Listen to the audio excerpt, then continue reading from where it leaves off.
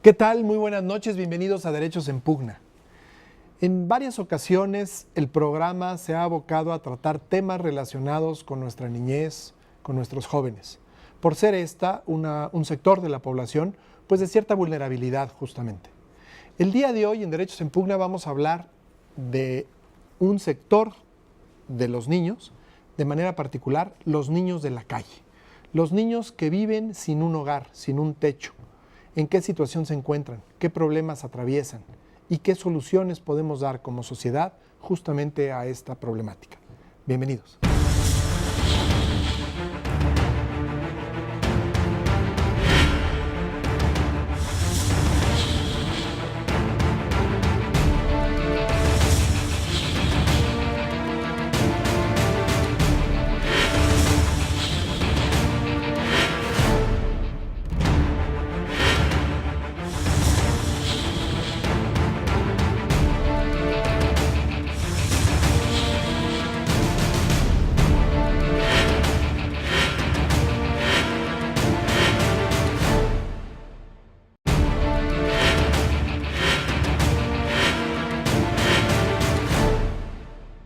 Y para hablar de este problema, para hablar de los niños de la calle, tengo hoy el enorme gusto que estén conmigo en el programa el ingeniero Rubén Fuentes Rodríguez. El ingeniero Fuentes Rodríguez es el director general del Instituto de Asistencia e Integración Social del Distrito Federal, un instituto perteneciente a la Secretaría de Desarrollo Social del propio gobierno capitalino. Bienvenido, ingeniero, y muchas gracias por estar aquí. Contrario, gracias, a sus órdenes. Y está también con nosotros la licenciada Laura Alvarado Castellanos. Laura es la directora general de la Fundación Pro Niños de la Calle, justamente. Laura, bienvenida. Muchas gracias por la invitación. ¿Qué es esta organización, Laura? Pues mira, somos una organización que desde hace 21 años está trabajando con adolescentes, varones que viven en la calle, o también ahora tenemos un programa de atención a familias, es un programa preventivo, donde también estamos atendiendo niñas y a las familias, ¿no? A las madres, sobre todo mujeres, que son las que se quedan al cargo de la familia. Y empezaría yo justamente preguntándoles, ¿quiénes son los niños de la calle? Los niños, las niñas, los jóvenes de la calle. ¿De dónde vienen? ¿Por qué se presenta esta realidad tan particular de gente que vive en la calle, sin techo, sin casa? Pues yo creo que sabemos, ¿no? Yo creo que es claramente un tema de la exclusión social, que tiene que ver con condiciones muy adversas que enfrenta una gran cantidad de personas en esta ciudad y en todas las ciudades, ¿no? Grandes, y que, bueno, que no ven otras alternativas de vida digna, y que en el caso de los niños, de las niñas, creo yo que viene acompañada de toda una serie de situaciones de vulnerabilidad, de violencia y de la incapacidad, diría yo, de todas las instancias o de todas las posibles lugares donde podrían ser contenidos, pero no lo son. Por ejemplo, la escuela, por ejemplo, bueno, claramente, o sea, creo que es muy común hablar del descuido de las familias o de la violencia dentro de la familia. Ahora, pero no me parece... Yo tengo una pregunta. Hablamos de las familias, de descuido de familias. ¿Qué sabemos? ¿Qué información disponemos? ¿Son jóvenes, niños, niñas con familias? ¿O son huérfanos? ¿O son familias que los abandonan? En su mayoría tienen familias. Han salido del núcleo familiar por diferentes situaciones. O algunos expulsados y otros por voluntad propia, me imagino. Sí, sí. Y también ahora se configura esta vida en la calle también como una consecuencia de la migración, por ejemplo, la migración interna, que puede ser niños que vienen a las ciudades buscando oportunidades de trabajo y que sin encontrar esas oportunidades se vinculan. ¿Migración interna, digamos, rural, urbana? De provincias, indígenas inclusive, que adolescentes que vienen en busca de una mejor oportunidad. ¿Es una clasificación estricta de niños y jóvenes de la calle, es decir, de alguna edad hasta alguna edad, o en realidad? No.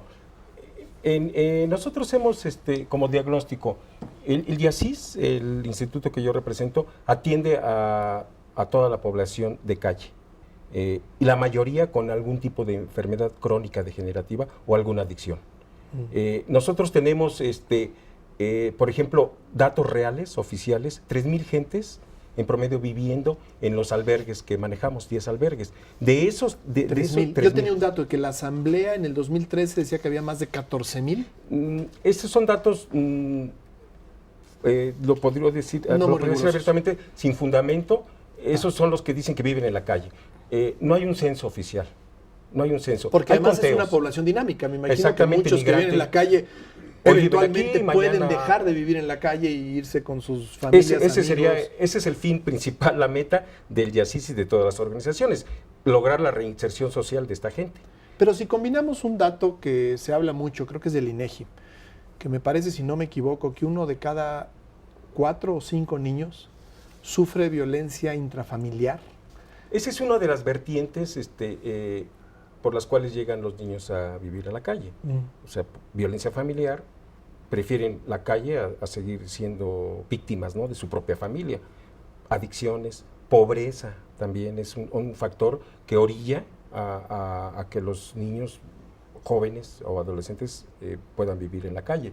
Todo eso son vertientes que han hecho que lo que hace 25, tal vez 30 años, se conocía a las poblaciones callejeras como niños de la calle. Exacto. Ese era pues actualmente Es es una población población de la diversa calle. que tiene varias vertientes que hacen que sea galopante esto, que cada día aumente más. Y ahí tendría yo preguntas muy específicas, Rubén. Hay, la información entonces no hay mucha, no es muy precisa. ¿Sabemos si son más de niños, números, no. más niñas, o sea, más hombres, más No. mujeres? No. No, oficialmente yo lo puedo decir. Nunca se ha hecho un censo con un procedimiento estricto Sí. y bien llevado Parece a cabo. que hay un Hay compromiso conteos. del INEGI de intentar hacerlo, ¿no? Sí, la única entidad que está capacitada y facultada para hacerlo es el INEGI. Ujú. Nosotros como instituto no tenemos esa facultad. Hemos hecho intentos de proyectos, pero también tiene que ver con recursos.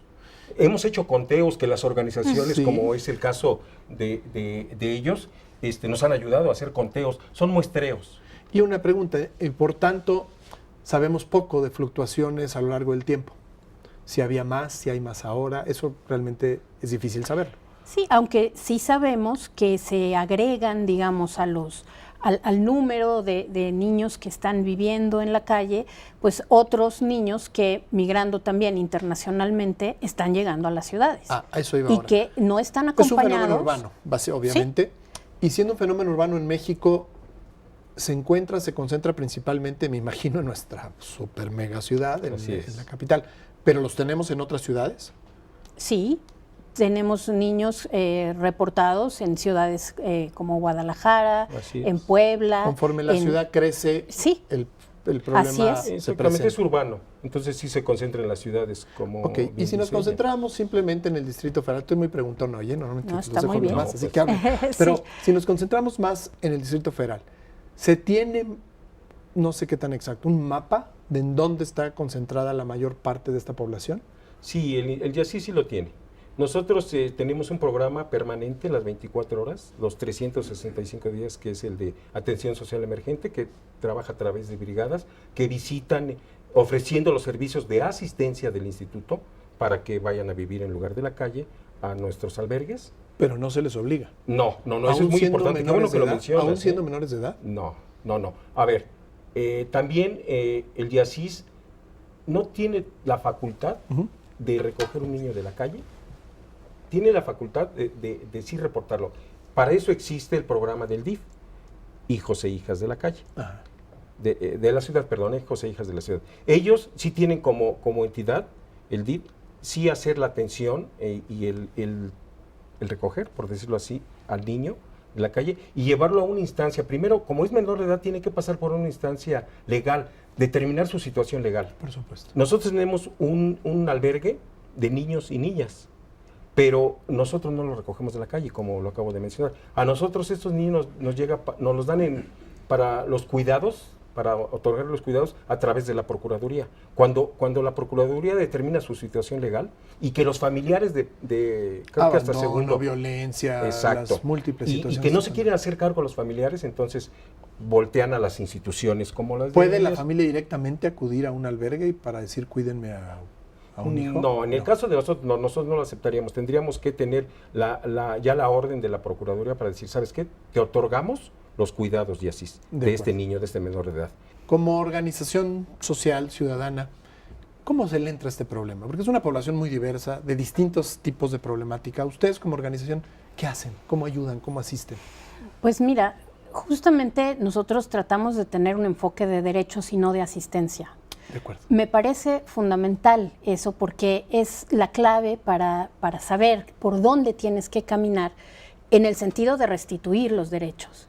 No alcanza con hacer buenas acciones, me parece, y entonces tenemos que ver cómo es posible y cuál sería el camino que hay que seguir para hacer eso, la restitución de los derechos.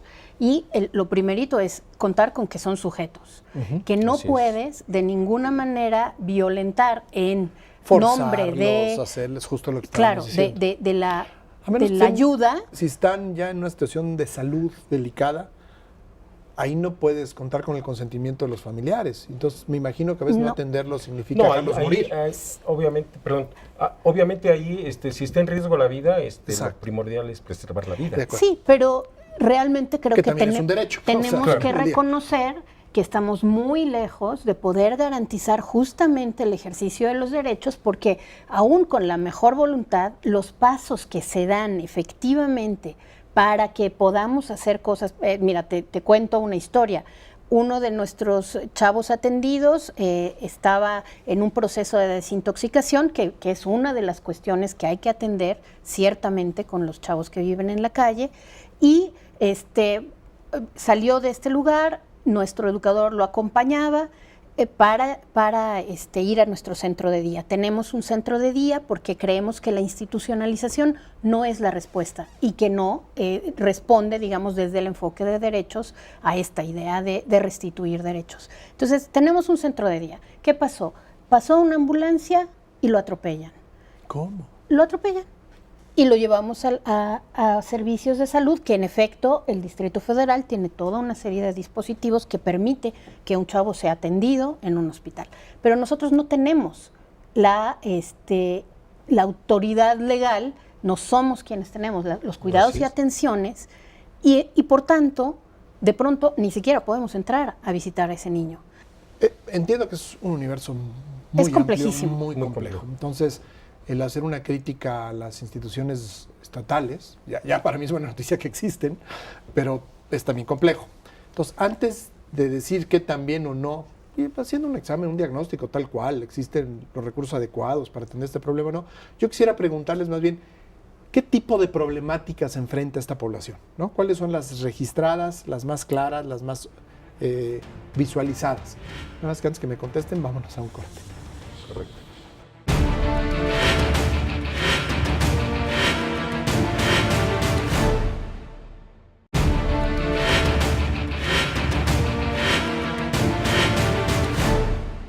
Hablábamos antes de irnos al corte, o anticipaba yo un poco ¿qué problemáticas se tienen perfectamente identificadas como las principales de los niños, niñas, jóvenes de la calle?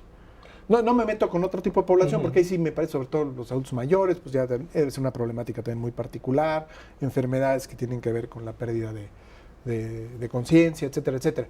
Más bien esta población, ¿qué tipo de problemática enfrenta? Bueno, como toda población de calle, creo que la principal es una discriminación por parte de la sociedad en general. La sociedad, creo que desde nuestra óptica, tendríamos que empezar por verdaderamente sensibilizar a nuestra sociedad y que los vea, o sea, que los vea como parte de la misma ciudad, o sea, vivimos con ellos. O sea, hay gente que hace un rato tú lo mencionaste, ni siquiera sabe que existen el YASIS o algunas organizaciones como aquí la presente, no sabe. Yo me he enfrentado con gente que no tiene el menor conocimiento, no sabe que sea el esfuerzo que hace en este caso del YASIS, el gobierno del Distrito Federal, con un presupuesto que pues no hay presupuesto que alcance, como se dice coloquialmente, y menos para atender este tipo de población. Este tipo de población, lo acabas de mencionar, es muy compleja, va en aumento, pero yo creo que si el esfuerzo se hace en conjunto, sociedad, en general. Es cierto, hay organizaciones de la sociedad civil que nos ayudan bastante. Quiero llegar un poco al cómo ven ustedes que debería atenderse mejor ese problema, pero antes de llegar a la solución, entre comillas, hablen más de la problema. Entonces, la discriminación sin duda es una. Ese es un... ¿Qué otro, Laura? La inseguridad terrible, o sea, y que pone en riesgo la vida de los niños y las niñas que están viviendo en la calle. Tenemos... Ahora, yo hago la pregunta al revés, sobre todo cuando ya son jovencitos. ¿Ellos también son factor de inseguridad? ¿Se convierten en pandillas o No, delincuentes? no es la forma, no es la forma en la que estos jóvenes... Más bien son víctimas. Son víctimas. víctimas. De la violencia, de la delincuencia organizada, Así es. que sí, en efecto, los coopta, que está presente. Las niñas, las jovencitas, Claro, está cruzado víctimas con el tema de trata. De trata y de víctimas todo eso. de cualquier Las cantidad de obligan, abusos. Ujú. Y los niños también, y los Sí, luego en los adolescentes. albergues, Mira, hay un fenómeno- lo que se supo con aquel albergue Hay un fenómeno famoso que en no- Michoacán, dentro de los albergues, luego a veces eran Exacto. abusos, no digo que en estos, pero No, imagínense en la calle. Hay un fenómeno que se da en los últimos años. Las poblaciones callejeras, nosotros tenemos detectadas 176 puntos en la ciudad donde pernocta la gente, es decir, duerme prácticamente y vive prácticamente ¿Y ahí. cuál es la zona que más agrupa de estos La lugares? delegación Cuauhtémoc. es Cuauhtémoc. obvio. El centro de la ciudad. El centro de la ciudad, sí. Por sus condiciones económicas y demás, ¿no? Pero a lo que me quiero referir es que, lo que acaba de comentar ella, la población, los jóvenes sobre todo, y niños, niñas también, son víctimas de la delincuencia. En estos grupos de población callejera se filtran auténticos delincuentes. Y obviamente, ¿Para abusar de esta población? o sea, sí, los usan para sus fines. ¿Y cómo les pagan? Con droga. Entonces son víctimas. A eso iba. Son víctimas Otro totalmente. problema, las adicciones y las adicciones a drogas particularmente, ¿qué tan amplio es este problema? Bastante. Sí. La mayor bastante, parte de... sí. Es muy raro que un niño o una niña que viven en la calle no consuma alguna sustancia. ¿Y cuál es la más completamente- frecuente? ¿Sigue siendo el cemento? El solvente que le llaman, solvente. que 10 Por ser pesos también cuesta el la más botella. barato. Ujú, sí, ese es sí, el pero... cemento creo que ya quedó un poquito fuera de... Ahora hay Solventes. esos solventes. Hay uno muy común, el pegamento para tubos PVC, ese es muy barato, lo venden. Y pregunta, En fin. ¿llega cuando se infiltran, cuando son utilizados o abusados por delincuencia o crimen organizado, los llegan ellos también a utilizar como vendedores o, Así es. o mulas para Sí, transportar así droga? es. Ese es el trabajo para el cual son utilizados. Fundamentalmente eso. Y que tiene un efecto también nocivo en relación a en el pasado, digamos, los chavos vivían en pequeñas comunidades que se apoyaban, que tenían sus propias reglas, que tenían dentro de una realidad muy compleja, que no puedes solamente decir, no, esto está mal y lo voy a deshacer y ya. Pero dentro de esa realidad compleja, ellos podían organizarse, podían apoyarse, podían cuidarse. Ahora lo que pasa es que están dispersos. El crimen organizado no los quiere juntos, no los quiere ayudándose y apoyándose. Y tampoco quiere a las organizaciones que están organizando. Somos que agredidos cuando nos presentamos a dar entonces, asistencia. es un tema de seguridad para los chavos, por supuesto, que es lo más grave, pero también para las organizaciones que estamos tratando de hacer algún tipo de trabajo. Allá iba. Cuando decías tú al principio, yéndonos un poco hacia las soluciones, porque el tiempo corre de manera muy acelerada, cuando decías tú que el tema es tener un enfoque de derechos, ¿pero eso qué significa? Ustedes se encuentran o están frente a grupos de esta población de niños, jóvenes, en la calle. ¿Qué hacen? Pues contactar con ellos en primer lugar, o sea, llamar su su problemática atención, particular. saber qué es lo que están enfrentando, invitarlos a venir a nuestras instalaciones del centro de día, donde pueden hacer una comparación entre cómo es estar en la calle y cómo es estar en otro lugar. En el centro que les dan todo tipo de... Pues ellos pueden pasar todo el día con nosotros, llegan desde temprano, pueden bañarse, pueden tener un desayuno, pero fundamentalmente lo que tratamos es de desarrollar habilidades cognitivas, habilidades sociales, habilidades emocionales, con las que ellos Les dan terapias, clases, talleres. tienen muchas diferentes actividades. Nuestras actividades son siempre lúdicas, siempre creativas. Sabemos que tenemos que competir con los estímulos que ellos pueden encontrar fuera. No podemos solo reproducir esquemas ¿Y simplones. tienen ustedes alguna medida, aunque sea en un universo muy pequeño, Ajá. de cuántos de estos chicos chiquitos, no sé cuál es la palabra adecuada, se readaptan, se reinsertan a la sociedad? Es que en términos penales son términos muy Sí, especiales, claro. la reinserción o la readaptación. Pero ¿cuántos de ellos vuelven, digamos, a la vida Pues mira, con techo, con casa, con familia? creo que las diferentes organizaciones tienen sus métricas y pueden decirte. En el caso de ProNiños, nosotros contamos a los chavos que, habiendo pasado por nuestro programa, no vuelven a vivir en la calle, que eso es fundamental para nosotros. No es un tema de dar servicios para que entonces permanezcan en la calle. A veces el tipo de asistencia que reciben, lejos de ayudarlos a tomar decisiones distintas, hacen que se perpetúe la vida en la calle, la facilitan. Entonces, nosotros, mientras hacemos el contacto en la calle, no damos ningún tipo de apoyo que haga más fácil estar ahí.